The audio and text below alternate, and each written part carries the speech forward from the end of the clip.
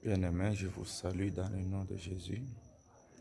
Je voudrais que nous puissions parler pendant quelques instants. En fait, un fils de Dieu, un croyant, un fidèle de Dieu ne peut pas avoir peur du coronavirus parce que il y a toute une armée qui travaille pour lui, qui a été engagée par Dieu.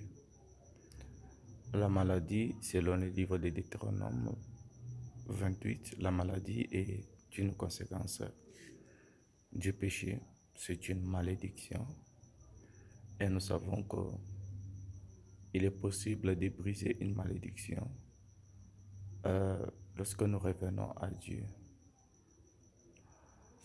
La Bible dit dans Psaume 103, verset 3, que c'est l'Éternel qui pardonne nos péchés et guérit nos maladies. Et donc, quand Dieu peut pardonner, Dieu aussi guérit toutes sortes de maladies. Lorsque un homme est malade et sa maladie est une conséquence du péché, comme le coronavirus, je peux vous assurer une chose, que si cet homme revient à l'Éternel, seront de chroniques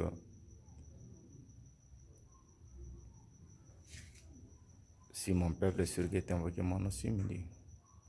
Priez, cherchez ma face. Moi, l'Éternel Dieu des cieux, je pardonnerai son péché, je guérirai son pays. Si tu reviens à Dieu et lui demandes pardon, Dieu va te pardonner. Et si tu es malade, Dieu va te guérir. Rappelez-vous de l'histoire de l'homme de piscine Bethesda. Cet homme, après que Jésus l'ait guéri, il le rencontre un peu plus tard. Jésus va lui dire, vois et ne péche plus, de peur que quelque chose de pur ne puisse t'arriver. Cette chose de pur, c'est quoi? C'est tout simplement la mort.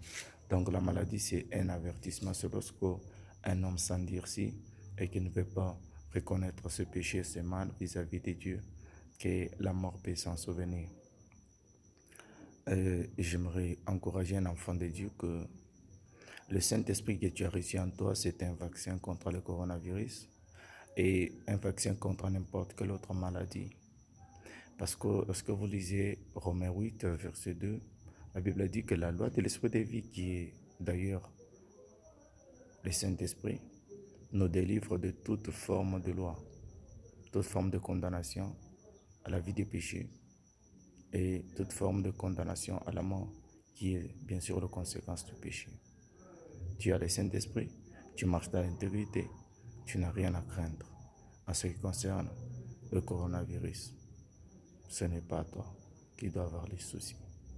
Que Dieu te bénisse.